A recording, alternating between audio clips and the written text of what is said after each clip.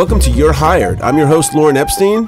You're listening to 96.7 FM, Arlington, Virginia. Today we're going to be talking about the utter uselessness of job interviews. If you're listening to the show, you've probably gone on a job interview, and I'm sure you have mixed feelings about it.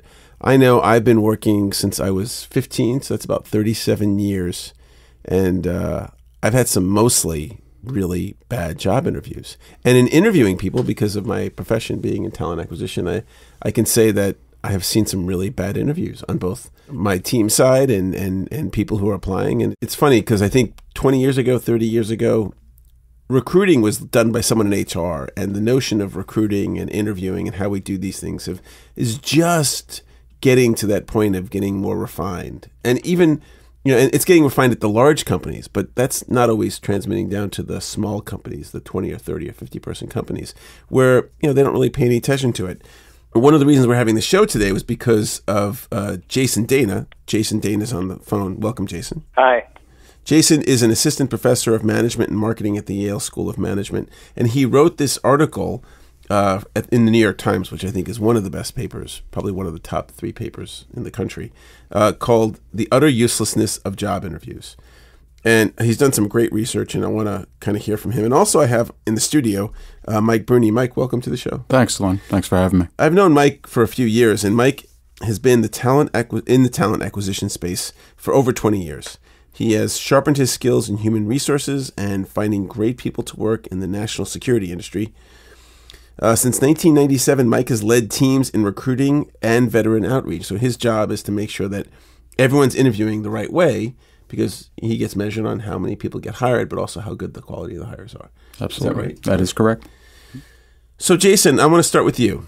So this article was published back in April 8th, 2017, in the New York Times, if anybody wants to look it up. What had you write this and kind of summarize it for our audience? Summarize the article? Well, tell us, one, just, like your point of view or what you found out, and then we'll talk about kind of what had you do this. Well, the background is that there's a fair amount of research in industrial and organizational psychology showing that interviews aren't very good at predicting job outcomes, at least much less good than people think they are.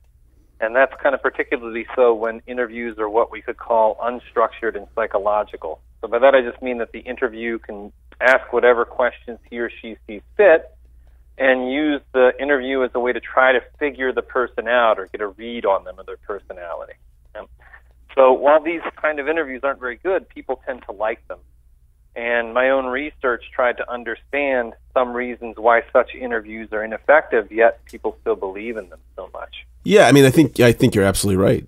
I don't disagree with that at all. Now, so tell us a little bit about your work and why you're focused on this. What's the interest for you? Well, that is the interest for me, right? This is a huge societal problem. The fact that what are the illusions that we fall prey to that make us think that these are so good? So we worked with college students, and we had them do something that they know something about, which is predicting another student's GPA for a given semester. And we gave them background information on that student, their grade point average, what their course schedule was, et cetera, et cetera. And what we found was that they made worse predictions when they were also allowed to interview.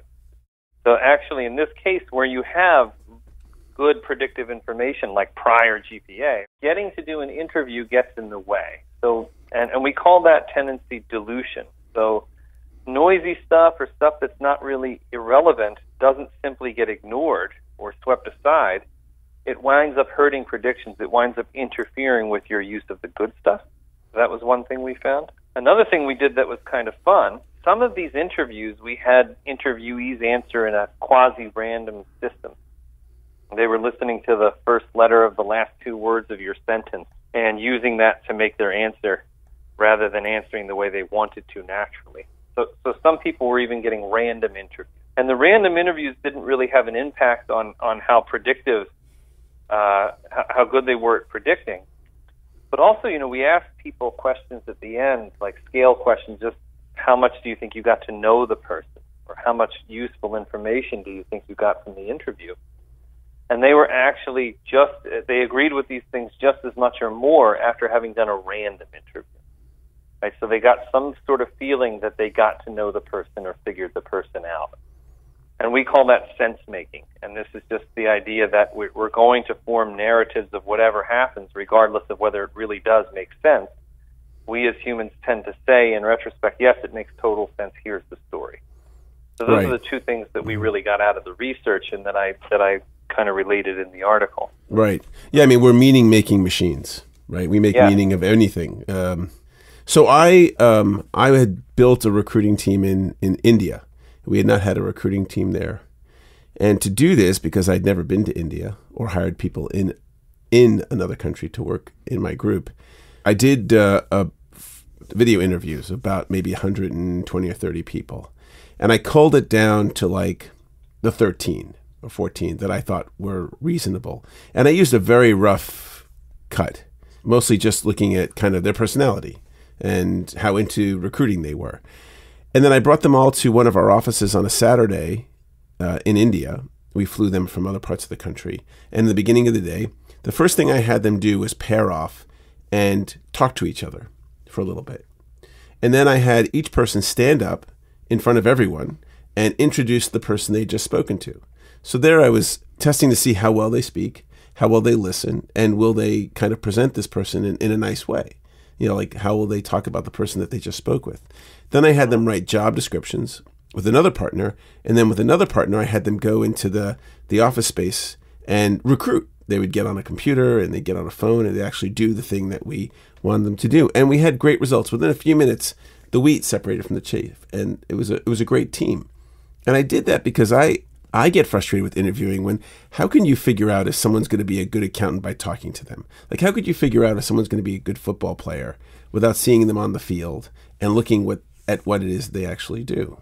Mike, what do you think? Well, it's interesting. I do agree with Jason in the article. I find interviews to be not as effective in assessing long-term outcome in someone's employment. Typically for me, Lorne, and I think you used a couple examples there, I think that would really drill into what we can assess up front, at least when we're assessing talent. But for me, I tend to focus more on really the energy level, and particularly for recruitment. It really comes down to the type of opportunity that you're interviewing for. For me, I look at the energy level. I look at the ability for someone to connect with another human being. I mean, for me, recruiting is, getting in touch with the human spirit. So I tend to assess that type of talent. I don't care about bachelor's degrees. I don't care about schooling. I care about one's ability to connect with another individual, to actually have good communication skills, outward communication skills, verbal, personal, interpersonal skills, things of that nature. For me, opposed to anything else. My ideal interview is in a social setting, outside of an office, sitting down and talking. And not talking about the job, but talking about things in general. Talking about politics, talking about sports, talking about the weather. For me, that really gives me a better perspective of how this individual is actually going to fit into my organization, as well as the function of recruiting. Interestingly enough, around the recruiting business line, and I think you probably would agree, we find a lot of introverts in the recruiting field, which is very interesting because you would expect, and at least I expect, the opposite, the extroverts, the folks that like to connect, the folks that like to network. So that's really what I look for. I have not, in the traditional interview, and I think the interviewing that Jason speaks of in this article, I think is ineffective. I have yet to see effective interviewing done, particularly across my industry. Certainly, we can assess that you have the skills. I mean, you can talk to any engineer; they have a degree. They may have past performed experience and so forth. But can they fit into the role? Do they produce? All of these things have to come together in an hour interview, or even in a series of interviews. I've yet to really see an effective method that really brings that out, to actually prove that, hey, this person is going to hit the ground running and be a valued employee and add, bring value to the organization. So I agree. I think there's certain things that we need to focus on. Not so sure that a traditional interview is going to bring that out. So the real problem for companies, I have a friend of mine who they've been interviewing people for a VP level position for almost a year. They interviewed about 20 people. And they were, so they spent a couple $100,000 on this, and they still haven't found someone. And, their interview process is broken. Obviously you can't interview that many people and not have found the right person. There's something going on in that space. And Jason, so what are employers telling you when you talk to them? Like, well, yeah, that's my problem, but so what? Or is it just, I care. I clearly you care. Are a lot of these companies that aren't doing, because you're recommending structured interviews, and we'll talk about that in a second. But these unstructured interviews are people just kind of, look, that's what I'm going to do because that's what I learned, and move on. Yeah, exactly. I think a lot of it is just follow the leader. That's how we've always done things. Mm-hmm. And I don't know, this is a little speculative, but I just sense that this is an area ripe for disruption or for innovation. Mm-hmm. I think it's a kind of an organizational problem. What a lot of people tell me that they're trying to do in an interview is see if someone's going to fit, right? And a lot of times the team you're working with is not so very large. So to see if you're going to fit, you're going to be interviewing with, a couple of people from that team. They're not professional interviewers. They're not professional hirers. They're very professional in what they're doing, right? But if we were to hire a professor or were to admit a PhD student, someone might ask me, Jason, talk to them, right? Why am I a professional in doing that? I'm not, right? But they want me to talk to them because they want to see it's important that they're going to fit in with the members of the team, right? And so, of course, you're asking people who are not professionals at this, maybe not particularly introspective in this in certain cases. So they're just, they do what other people have always done. I'm just going to talk to them and see if I like them. And which is completely non sequitur to whether or not they'll do a good job. More so than people think, right? I think people get a sense that they confidently can assess this, but this is rarely put to any kind of empirical test, and you rarely get a chance to really learn if you're good at it, so there isn't a lot of impetus to change it. With salespeople, a salesperson working in an organization, doing, say, $2 million a year, which is amazing for whatever they're selling. Then they leave that organization and are recruited by another organization because, this person is going to sell $2 million a year, and then they fall flat on their face. And often, I think, with lots of people, it's the system, right? People get into a different system. They're working with different people. How do you know if they're going to be successful? It's a very complex question when you think about the cost of a bad hire, and many hires are bad. Well, how many hires would you say are bad in your experience, Mike? Where I'm seeing probably 40%. 40%, roughly. Yeah. That sounds right about right. Now about 40%. And a lot of that it goes back to why we selected the individual, right? I agree with you, Lorne. The environment I think that you walk into, and I can speak from personal experience. I have thrived in certain environments. I think there were environments I walked into with the same type of challenges, could have been successful, but different structure. Shame on me in some cases for walking into that. And I think finding that happy medium for the individual in the organization is difficult. It is extremely difficult. So I think some organizations limit the ability of talent to succeed and be successful. I've seen that. But at the interview stage, my question, and I see this time and again, even to this day, as I sit in and observe interviews, not only conduct interviews myself, but observe interviews, because the reason I'm interviewing someone may be different than what ultimately my hiring authority is going to do. And I ask myself a lot of times, even in a debrief, of what are we trying to assess here? Are we trying to assess skill A, skill B, or a skill that will not even come into play? And there are different natural biases and things of that nature that come into a lot of these interviews. And a number of times I've walked out of these interviews saying, I don't believe that we assessed this individual correctly. And we're seeing high attrition rates today. And there are a number of factors of why we see that, particularly here in this market. I'm sure maybe the New York market could probably say the same thing. It's very highly competitive. It's a highly competitive market. So interviewing it's a double-edged sword in a lot of cases. So you're right. This is certainly an area ripe for innovation. I don't think there's a silver bullet. I think there's a lot more research that needs to go into this that a lot of folks haven't paid attention to. And I am convinced that we do it because we have always done it this way. We're very traditional in this industry where we sit. We tend to not try new things. I mean, video interviewing in and of itself was big, and to me that only added to the confusion of interviews. But it is interesting. I think we really need to drill down. I think each organization needs to really look at itself in its way that it does assess talent, but I don't know that one-on-one interviews or panel interviews or any of the ways that we conduct traditional interviews today are effective at all. I think we need to go past that. Now, one of the things that Jason was suggesting was the structured interview, right, Jason? You said one of the things was to ask the same questions over time to get like a baseline and have that data correlate to good hires or bad hires. Yes, that's one thing I suggested. If we have to do interviews, what could we do about them better? I've come to learn that this is somehow some sort of loaded term. A lot of people have different ideas about what structure is, but I guess what I had in mind there is what you were saying, right? It's hard to compare. It's hard to know whether one candidate's answers are better than another's if they wound up answering totally different questions, right? At least when you ask everyone the same question, you're introducing a kind of a reliability into the process because you're making an apples-to-apples comparison, right? That you're comparing the quality of people's answers to the same set of questions. Yeah, it's very common in large companies to give the interviewers, to give the interviewers interview training, which usually means, hey, this is the way we're going to do it.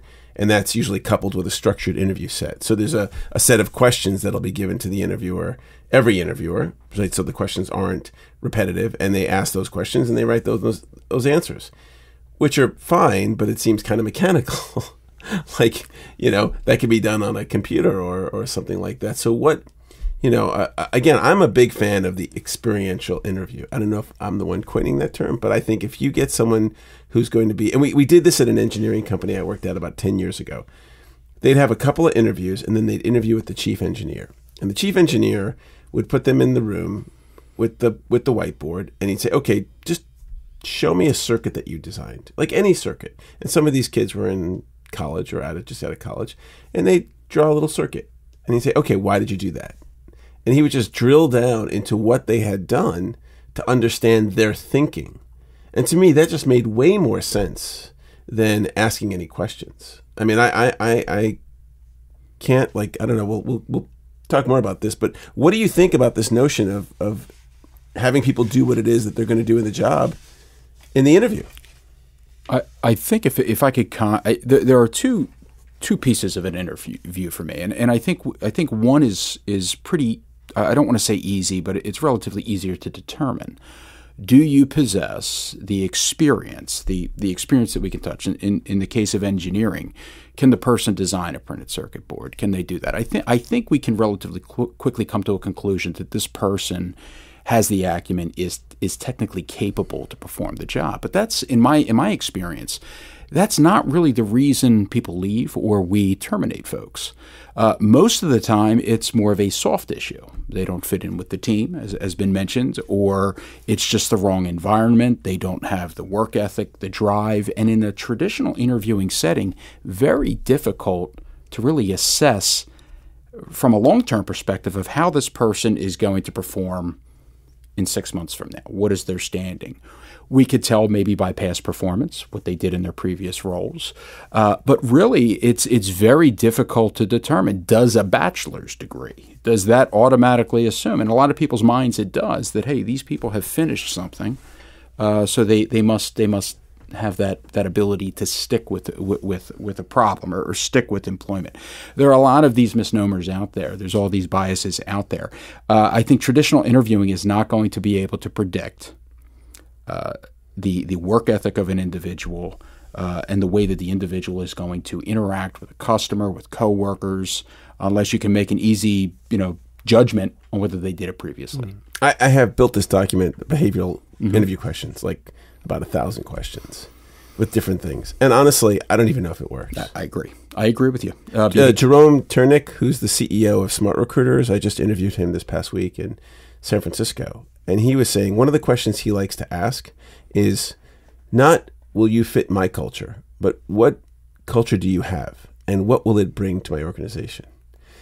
I mean, we're kind of looking at the same problem, but from a different angle. Agree. That it's not about you have to be like us, because a lot of these tech companies are all white guys in their 30s, left-handed, right? A little bit of autism, and then you really want to have a more diverse organization, which is becoming one of the top things that we're looking for. Is not just diversity and inclusion of what my people think be gender and other obvious things, but thought and how they work through things and how they problem solve.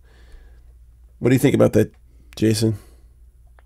Yeah, no, all interesting comments. I agree with a lot of what was said. I mean, I like the kind of, how did you call it? Not a behavioral interview. Experiential interview. Experiential, that's right. That's right. My brother, he worked in insurance claims for a while. He said his favorite interview was actually just a homework assignment he was given. They just give him a sanitized claims form, and they said, here, process this, Basically do what you're going to do on the job. I wouldn't say, though, that that's always easy to do, because what happens, if you're hiring an upper-level engineer, manager, something like this, someone who's going to have a lot of engineers reporting to them, right? Now you can't just say, show me a circuit, right? We're past that. And it's hard to say, okay, show me how you manage right now, right? But I think in principle, the task is the same. So you must think, if you have some sort of culture and you're worrying people fitting it, or you have some sort of role that you're worried about people fitting, and you think you have a good idea about what it takes to do the role, then there ought to be some sort of personality characteristics or virtues that you think a person must have to do this job. And if you think that, then whatever it is you're doing with the interview ought to be tailored or focused on that. So you'll be thinking like, okay, how am I going to assess whether this person has these qualities? Let's go to an example of that in a second. We're going to take a quick break. My name's Lorne Epstein. You've been listening to You're Hired Radio on 96.7 FM, Arlington, Virginia. We'll be back in just a minute. You're listening to You're Hired on 96.7 FM, Arlington, Virginia. I'm your host, Lorne Epstein. Thanks for listening to our show. If you're interested in getting on the show, you can give me a call at 240-876-0276, or follow us on Facebook at You're Hired, and you can join my meetup where we teach interview skills at interviewskillstogetthejob at meetup.com. Again, I'm your host, Lorne Epstein. You're listening to You're Hired on 96.7 FM, Arlington, Virginia. Welcome back to the show. You're listening to You're Hired Radio. I'm your host, Lorne Epstein. You're listening to 96.7 FM. Today, we're talking about the uselessness of job interviews, although I think maybe we're kind of figuring out how to make them useful. My guests are Mike Bruni and Jason Dana. Jason was just talking about what could we do? How could we resolve it? And I'm going to paraphrase what you're saying, Jason. The idea, is to go to the job, find out what it is in the job that's relevant, and how then can we assess those things, right, based on skills or competencies. Exactly. And in what way is your recruitment procedure assessing these things, measuring these things? How do you know you're doing it well, and how are you limiting yourself to only those things that matter and not letting other things get in the way? I talk to a lot of people, and what I usually about how they could do their recruitment better. And one of the first things I'm usually no longer surprised to learn is that the people at the head of they don't really know what it is they're trying to do. If I ask, well, what's the ideal candidate? What are you looking for? Right? There's usually, what would be a successful person in this role? There's usually more disagreement among people than they thought they had, and you can tell by the reactions that some people hadn't really thought about it. It's pretty remarkable. Yeah, well, that's example, where it's all got to start. Agreed, and I think Jason hits on a point where, again, from what I've observed, having observed a number of organizations in their recruitment arms, they tend to be very alienated. Recruitment tends to be the one function that people can point their finger at and say, it's because of you that I didn't make my numbers or that I didn't make my revenue, particularly in our industry. And it's very true. I think what a lot of organizations lack, and because they can't answer that question, is their ability to integrate recruitment throughout an organization. with the business line, with the executive chain, with the contracts group, with the marketing department, with the HR department. I have yet to see a structure of any company that has that built in, almost like an octopus, like tentacles. With recruitment should be able to touch every function in an organization, yet it very rarely ever does. There may be a couple firms out there that I've seen come close, but I have not seen a structure. If you had that type of structure, I believe you could build one mission statement that would cover the entire organization. Because today, particularly, Lorne, in our market, in the Washington D.C. market, where unemployment is probably under 4%, very, very competitive, very challenging. Why come to work for one company when you can go to work for many? Really, it's the brand and your culture, right? We're all paying the same benefit-wise. It's pretty competitive. It's pretty similar. Why pick it? It really is how we present ourselves to those individuals, and that's as important as the interview itself. The interview of how we assess the talent. Is the talent assessing us the same way? So we have to account for that in our interview process as well. One of the things I always told the leadership that I've worked with is that recruiting is a team sport. Absolutely. It's one of the few things that everyone actually does. Like, I don't really do accounting stuff. I guess I hand in my expense reports, but I don't process it. But everyone who works at a company is involved in recruiting. Absolutely.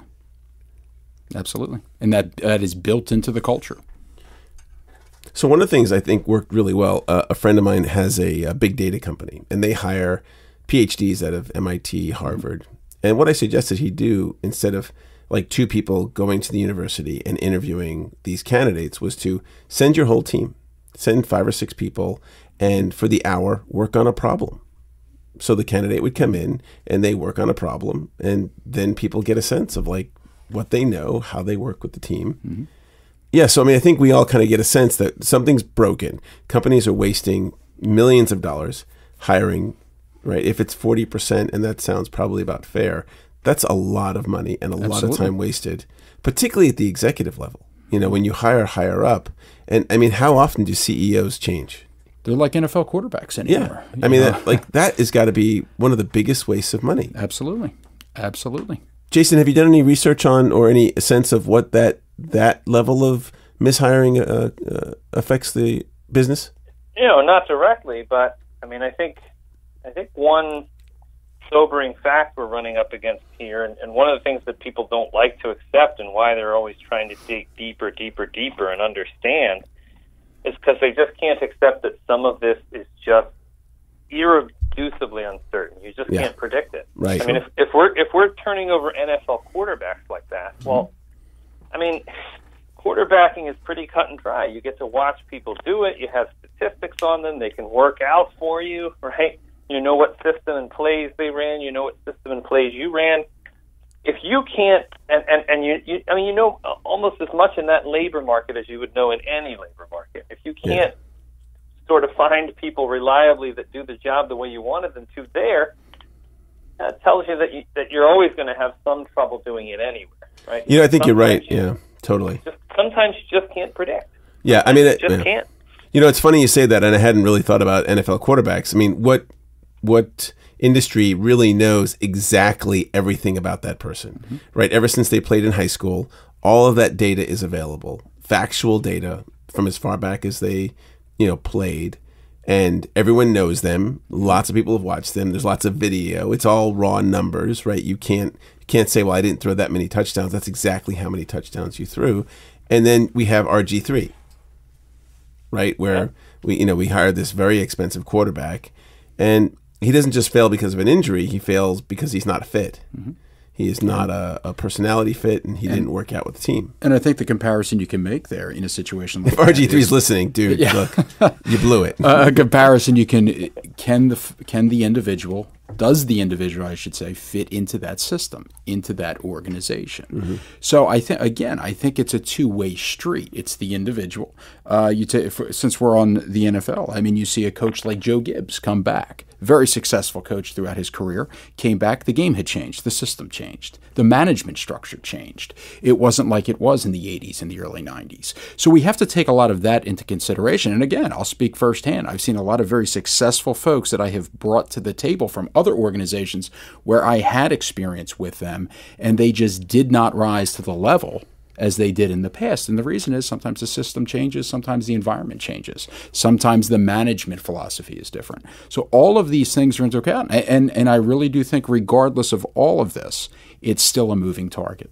So one thing to share, because this is a very fascinating conversation. If you're a business owner, you should be paying close attention, because I know either you're upset with your recruiter or you're upset with how your team hires. But this is how it is. There is a whole lot of luck involved. I know for me, I've worked at a lot of places, over 50 in my career, close to 60. And the 6, 7, 8 places that I've loved, I always had a great manager. Mm-hmm. And I've had a manager who cared about me. And that's what made a difference for me. So if I go someplace and I connect with the person at that personal level, I know it'll be good.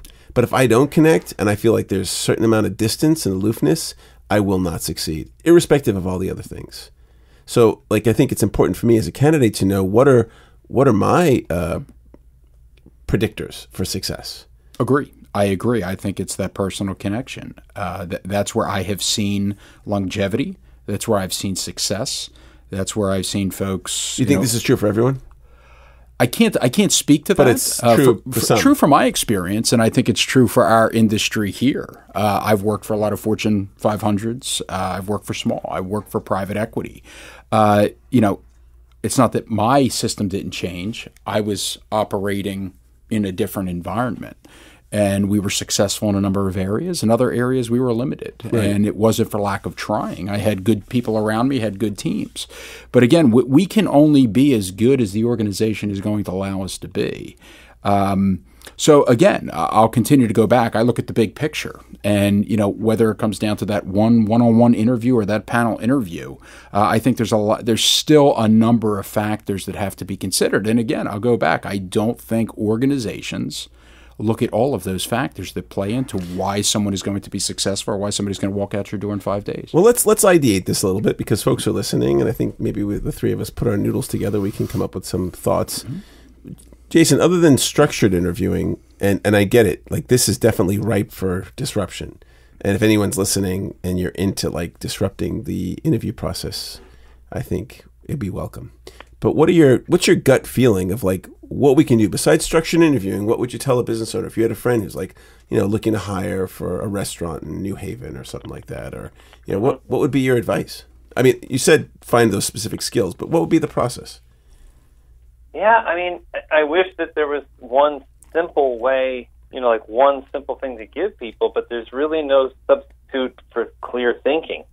And it's not easy, but the thing that came up that I really resonated with was mission, right? If recruiting was tied to all parts of the business, then you'd have this one mission statement. And it really connects so many of the topics we talked about. Whether you really know what an ideal candidate looks like. Well, let's break that down before you go on. That's a really good component. Let's talk about mission and organization. Let's break that out. Tell me more about that. I know you had mentioned it, Mike, but do you believe in the organization that you work for? Does the candidate believe in the organization? Exactly. What is the level of euphoria? What is the level of passion to your job and the organization? Right. You look back on successful organizations, right? You look at again, I'll use another NFL example. Look at the Pittsburgh Steelers of the past. Could be to the present day, but under the former ownership, people loved to work for that organization. They loved it because it started at the top and it flowed down. All of that resonated with its employees. Because it did have such a great management structure at the top. Going to work every day, when folks go to work every day, you have to ask, and I often do ask people, in other words, why are you considering coming to work for me? Well, I don't like getting up to go to work every day. I want to get up early, jump out of bed and race to work because I have that passion. You have to believe in a mission, or it just becomes a job. And when it's a job for you, you fall prey to someone like me, who is a recruiter out to recruit you away, and that adds to attrition. So again, I think we're all trying to figure out what the recipe is here in industry. We put in these talent management programs. We put in these employee mobility programs to try to save the talent. Yet it hasn't impacted anything. If you look, Lorne, recently I looked across some of our companies here in our local economy. Our attrition rate has been about 2.5 years for 10 years. Now our economy 2.5 2.5 years is the average stay okay, in a job. And that's been going on for 10 years. And our economy has peaked and valleyed. So the economic impact didn't change that, okay? So you have to ask yourself, how do you correct that? How do you get 2.5 years average stay to 4 to 5? Now, demographics play into that. We have a newer workforce coming in that doesn't believe in staying and things of that nature. You have a very competitive economy here where there's just not enough talent to staff all of the opportunities that are out there. So there's a lot of other factors you have to look at. But looking at this issue of how you identify a person and how you make the assessment and think that, hey, we've made the assessment that this person is ultimately going to be successful, I don't think it rests on the individual alone. I think the organization takes responsibility in determining how long that individual is going to be there and how successful that individual is. And getting back to the mission question is that a lot of organizations don't have a compelling mission. Absolutely. I agree. I mean, they're just kind of boring and dry and not engaging. And some don't really push their mission out there. They don't lead with that. Which is a way if you don't have a compelling mission, I don't see how you can hire effectively because you don't even know what you're doing. And you don't know what you're doing, and you don't know what you're trying to do, and you don't know how a person is going to help you advance that mission. Then you can't possibly hire correctly in the first place. And anybody who's listening to the show right now, that's $10,000 worth of consulting. Just send us a check. There you go. And that 3 ways. To that point, to Jason's point. How many companies out there, I mean, it is most companies in the private industry, Fortune 500, are changing their business model every 2 to 3 years. It's very difficult to stay consistent. Times change, industry changes. One industry dries up, we invest in another. We constantly change, and that goes into the CEO comment that came up earlier. We change leadership often. Again, there's this churn and burn, and that's impact. I think it impacts it all. I think all of that touches the very problem we're talking about today. Interesting. Okay, so if you're listening and you are a business owner or a hiring manager, the first thing you want to do is identify your mission, your why, and it's something that someone can understand. Like, why do you work there? In a sentence or two, what's the passion, and then use that as a way to draw in the right people. That's one thing. So now that now let's say I come in and I'm completely identify with your organization. I'm really passionate about it, and I demonstrated it, and it's without a doubt the truth. Now what? Well, now you have to ask yourself, are you going to be successful here? And if you're going to be successful, how can I help you? So what would you tell me? Yeah, but what would you, because I believe you. I think when you say, how can I help you be successful? I think that's a crock. But I think that if you asked me, like, hey, Lorne, or you told me, Lorne, listen, to be successful here, this is what it's like. These guys, they're going to give you a hard time. These people are not going to give you a hard time. Here's where you're going to get room to do stuff. Here's where you're going to get pushback. Often, as when I get hired and in the past when I got hired as a recruiter, it was like, we have problem people. How do you deal with problem managers? People who are difficult. That was always the case. And, that is one of the things we have to do, right? So, well, it's not going to be easy, and I think anywhere you go, certainly you're going to have the problem individuals that you have to deal with, or find a way. But I'd like to know that before I start. Absolutely. I mean, a couple of places I had a boss who was not good to work for, and I did not know that. Well, I think it's all in full disclosure. I'll be honest, I love to tell you the great parts, but also like to tell you the bad parts as well, because I want you to be well aware of those before you walk in here so as to not drive you out quickly. I think it's easy to point out what's wrong or what's right with the organization, and I agree with you. I think the question of where you're going to be in 2 to 3 years from now is not even worth asking, right? So, getting to know a candidate to the extent that we can. And again, this goes past whether you're qualified or not. I want to know more about your personality and how you interact. What are your tolerance levels? Can you tolerate the individuals that are going to be here?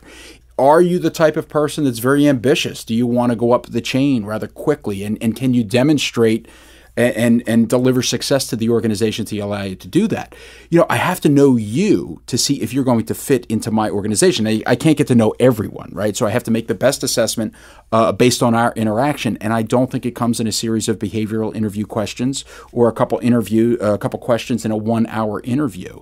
I don't have the answer to this question, but I would like to see more of a tryout type of structured interview, or a series like what I did of in India. Absolutely. Yeah. Absolutely. I think that's very similar. But I still think I don't. But today we have one interview, we make a decision in our industry in most cases. And that's not. I mean, I'm working for the U.S. Forest Service right now.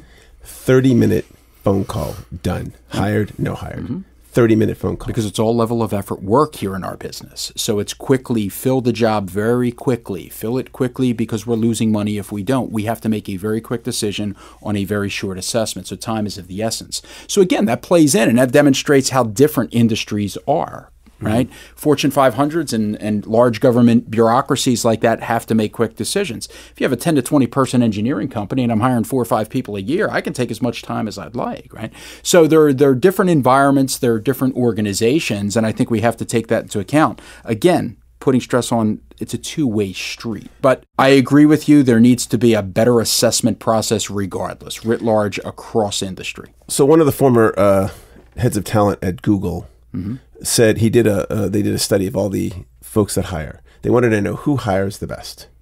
And, Google's a great place because they got tons of data and they're focused on this.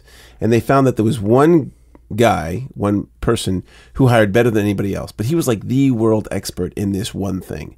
Everybody else was the same. Everybody else had the same level of effectiveness of hiring for fit and for keeping people in, and which is amazing to me. I mean, they have so much money to put on these kinds of problems, and yet they haven't figured it out. No, I agree, and I don't think we'll ever figure it out. My goal is this, Lorne. My goal is, if my organization is 2.5 years, the people will stay. If I can extend that to 4, I feel that I'd be successful. I'm not trying to, find the cure of all cures here. I think we have to take this one step at a time. There's never going to be a silver bullet because the economy is going to change. The workforce changes. Come on, in just one generation, we went from starting and finishing in one company like a GM and a Ford or an IBM to 2.5 years. That was in one generation. So times change. And there were a lot of factors as why that's happened. But everything changes. And I think we need, as employers, to adapt more quickly to these changing demographics, these changing generations than we have in the past. All right, let's take a quick break. We'll be right back. You're listening to You're Hired on 96.7 FM. We'll be back in just a minute. Welcome back. You're listening to You're Hired Radio. I'm your host, Lorne Epstein, here on 96.7 FM, Arlington, Virginia. With me, I have Jason Dana. Jason is an assistant professor of management and marketing at the Yale School of Management, and also Mike Bruni, who is a talent acquisition expert. And we're talking about how do we hire right? How do we figure this out? So, we've been talking a lot, I think, getting down to a little more nuts and bolts. Mission was really critical. Finding out what it is that you do and making sure that the person resonates with that. What are some of the other kind of concrete block and tackle things that a hiring manager can do to make sure they're hiring right? I think one of the, to get really granular here, we talked about it earlier, questions. Typically, from what my experience, and by all means, Lorne and Jason, I'd love to hear your feedback and thoughts on this. Typically, questions I've seen developed for interviews are typically developed by an HR representative, typically given to a manager. And a lot of that is because of legalities, risk adversity, in a sense that if this individual asks the wrong question, we can be liable for lawsuits. So I think right there in and of itself is a problem. We're using basically staged questions to assess Okay, but what talent. would work? What would be the working? Let's just talk about some of the things that are actual tools that the listener can use to solve some of these problems. As employers? As hiring managers or employers, I mean, people are hiring people and they want to know what should they do. Well, I think be honest. Honestly, be honest. Assess the skill, number one, although I don't think that should take that much time. I think where the emphasis should be is, we call it the fit, but I think the personal interaction of manager to employee is extremely important. What is the number one reason why people leave a job? In our market, it's because they don't like their manager. We talked about this a little earlier. I want to interrupt you there for a second. I think that the shift needs to occur on the hiring side where instead of people looking to hire someone who's going to fit into the culture that they have, which I don't think works, is to find out what it is that they're bringing and assess whether or not that's going to make the company better. Right? So if someone is like super peppy and like brings a lot of life and a lot of energy into the space, and your team needs that, even though they're not a top performer, that's great. That could be really great. In fact, Gary Vaynerchuk, I just heard him speak in San Francisco. And Jason, you know Gary? No, not personally. I mean, so Gary Vaynerchuk is a pretty successful business guy in the advertising space. And what he said was that he's got hundreds of people that work for him. He's got at least 40 people who he would say are B players. But because of who they are, they bring something to the organization that's really valuable in a system. And getting back to, putting together systems and teams like the Pittsburgh Steelers, right? And all these successful teams, it is that energy that of a lot of different voices. So my advice, if someone's listening, would be to look to round out a team, not like go, oh, well, we had a guy like John. I want to hire more people like John because John was good. But that's not what you want. You want people who are going to work well with John and people who are going to work well with the people who work well with John and create that system. And now, this is where we don't have, I'd say, real data to say, well, this is how you do it. But I believe that's what works best. Jason, what do you think? Yeah, I know you were pushing us to get a little more concrete, but I do want to harp on this mission thing because I still think that relates to what you're saying here. When you have a clear mission, then you have a clear idea of what it is you need to add to your team or what skills would bring something valuable to your team. And then when you think about interview questions or other selection processes that might be problematic, I mean, imagine someone was standing over your shoulder and stopping you at every point and saying, okay, that question you just asked, tell me how that relates to the mission.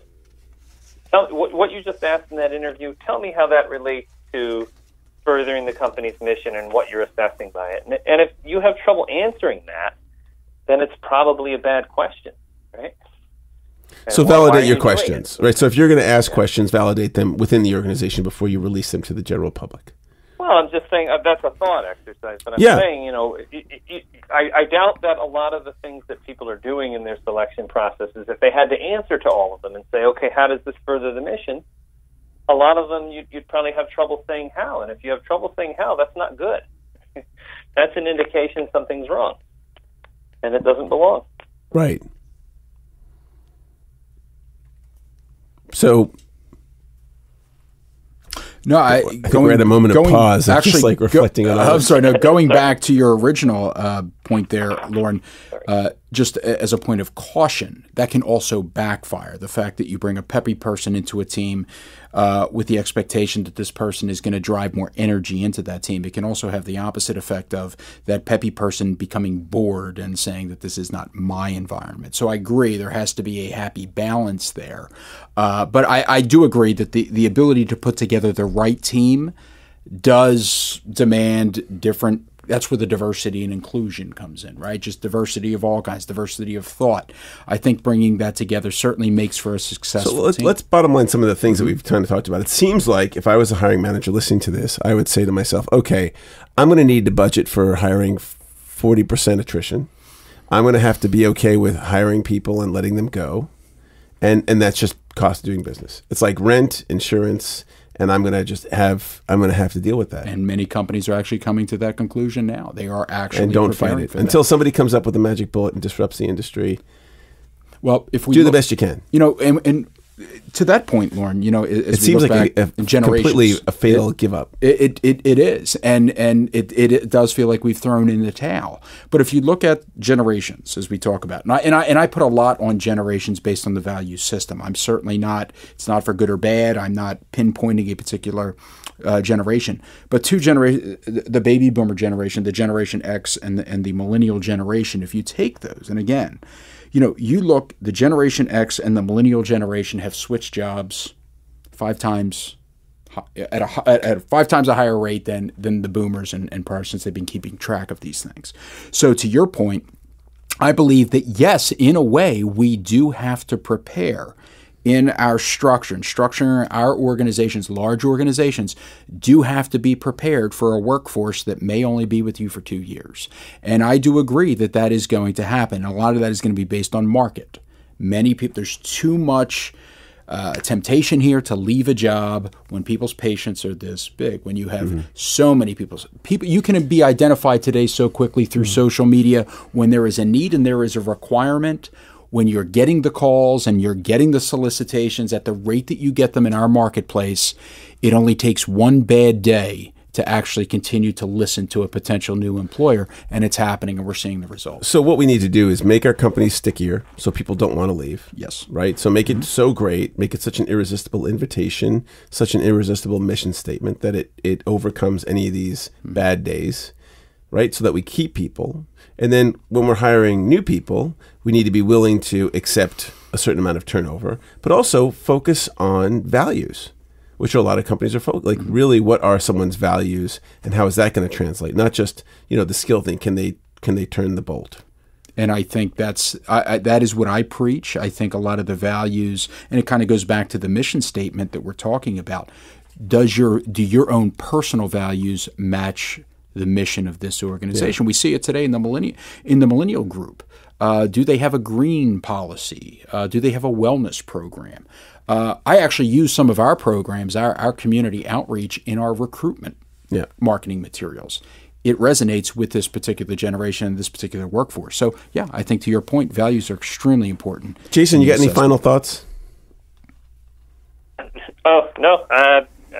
All good things. All good things you said. How can folks reach out to you, Jason, if they're interested in either talking to you or hiring you or taking one of your classes? Well, if you're interested in taking one of my classes, enroll at Yale. But otherwise, my email is right there online, and you can always send me a note and tell me I'm crazy or tell me you like what I said or whatever. Great. Awesome. And Mike, how can folks get a hold of you? If you want to get a hold of me, find me on LinkedIn. You can also find me through my Project Save organization. Just go to meetup.com, Project Save, SAVE. Join my meetup group. You can also follow me on Twitter at Mike Bruni, MikeBruni. Awesome. Guys, thank you so much for having this chat. I believe someone will get some value out of this. I mean, I think if nothing else, we're talking about something that doesn't get talked about enough. And we're kind of, pulling the curtains open to show, hey, look, here's the machinery. It's broken. We're all kidding ourselves if we think right now it's going to be fixed. So I hope, like you were saying, Jason, somebody comes in and disrupts this. Thanks again, guys. You've been listening to Your Hired Radio here on 96.7 FM, Arlington, Virginia. We'll see you next week on the next episode of Your Hired.